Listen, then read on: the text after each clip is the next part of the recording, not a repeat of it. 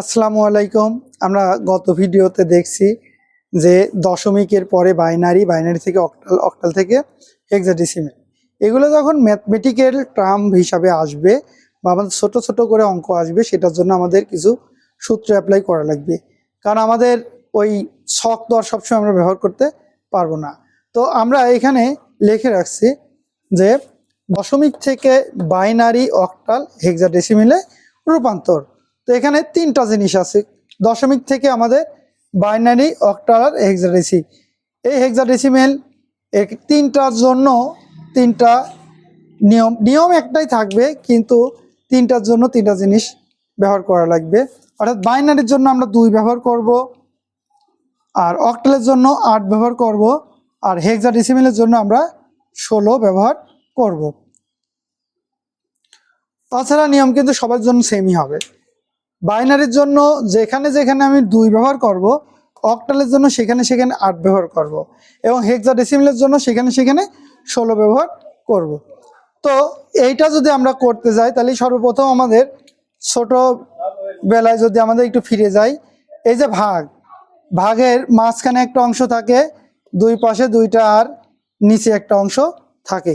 তাহলে সেনাবাহিনীর মতো 4 দিকে ঘিরে আছে বা 3 দিকে ঘিরে আছে যারা, তাদের আগে দেখি এখানে হচ্ছে ভাজক, আর এটা হচ্ছে ভাগশেষ, এটা হবে ভাগশেষ, আর এটা হচ্ছে ভাগফল, এটা হচ্ছে ভাগফল। তাহলে আমাদের এইখানে যেটা থাকে সেটা হচ্ছে ভাজ্য। তো আমরা একটা জিনিস দেখতে পাই, সেটা হচ্ছে কি মাঝখানে যেটা থাকে সে দুইটা সংখ্যার মানে দুইটা বর্ণের। এখানে ছোটটা মাঝখানে থাকে, ও ভয় পায়, তো তাই জন্য 4 দিক থেকে 3 দিক থেকে ঘিরে রাখে ভাজক, ভাগফল আর ভাগশেষ। তো আমরা এটা যদি করতে যাই, এটা করতে গেলে পরে আমাদের এই জিনিসটা জানা দরকার। কেন জানা দরকার সেটা আমি একটু দেখাই।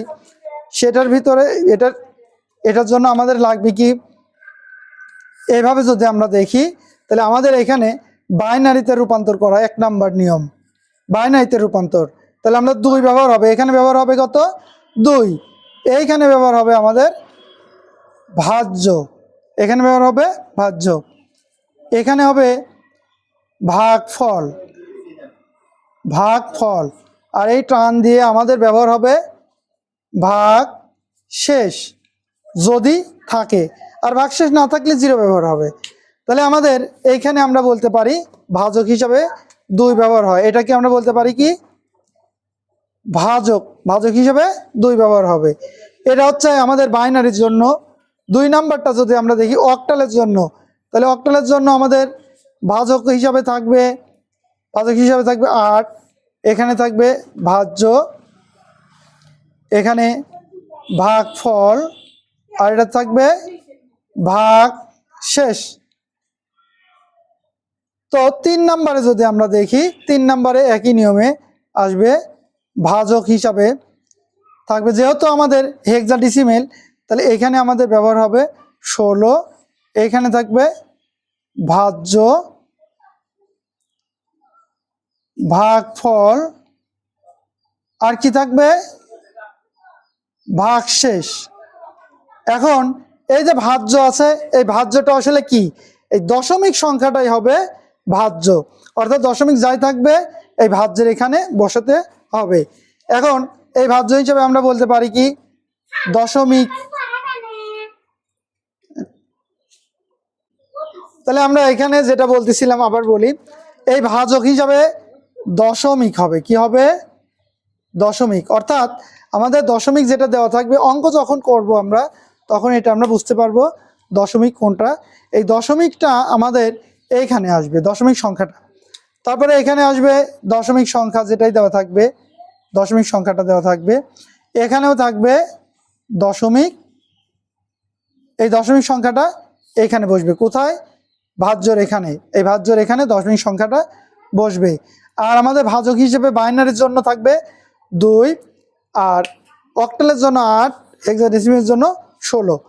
এই নিয়মটা যেরকম সবগুলোর জন্য একই রকম হয়েছে, এরকম আমরা যখন রূপান্তর করব বাইনারি থেকে, অর্থাৎ বাইনারিটা রূপান্তর করব ওই একটা আমরা যদি শিখতে পারি, তাহলে আমরা অক্টাল করতে পারবো, আর অক্টালে যদি আমরা শিখতে পারি তাহলে হেক্সাডেসিমেল করতে পারবো। তো আমাদের একটা নিয়ম ভালোভাবে শিখতে হবে, যেটাই শিখি ভালোভাবে শিখতে হবে যেন পরবর্তীতে আমরা সেটা করতে পারি। আমরা ছোটোবেলায় যখন ভাগ শিখছি তখন কিন্তু বেশি ভাগ শিখার অনেকগুলো দিয়ে কিন্তু একই নিয়ম, তাহলে আমাদের প্রথমে কিন্তু বলা হয় যে তুমি একটা আগে শেখো, একটা শেখার পর অন্য একটা দেওয়া হয় যে এটা তুমি প্রয়োগ করো, গুণনের ক্ষেত্রে তাই। তো আমাদের এই নিয়মগুলো যেহেতু আমাদের পরিচিত জিনিস দিয়ে আমরা করব, তাহলে প্রথমে আমরা বাইনারি দিয়ে শিখবো। বাইনারি দিয়ে পারলে ওটা আমরা অক্টাল দিয়ে ট্রাই করব, অক্টাল দিয়ে পারলে পরে হেক্সাডেসিমেল দিয়েও আমরা করব। তো আমাদের ভিডিও ভালো লাগলে এটা লাইক শেয়ার কমেন্ট করবে, তাহলে আমরা এই ভিডিওগুলো পর্যায়ক্রমিক দেব। আপনি বাইনারি রূপান্তর, অক্টাল রূপান্তর, হেক্সাডেসিমেল রূপান্তর সবগুলোর জন্য আলাদা আলাদা করে আমি ভিডিও বানাবো। আশা করি সবাই আমাদের এই ভিডিওগুলো দেখবে, আমাদের সাথে থাকবে, এবং যার যেটা মনে হবে যে জিনিস দিয়ে ভিডিও বানানো লাগবে কমেন্টে অবশ্যই জানাবে। আমরা চেষ্টা করব যে তোমাদের মানে কাঙ্ক্ষিত দিয়ে রেজাল্ট যেন আমরা করতে পারি, বা তোমাদের কাঙ্ক্ষিত কমেন্টটা দিয়ে যেন আমরা ভিডিও বানাতে পারি। আসসালামু আলাইকুম।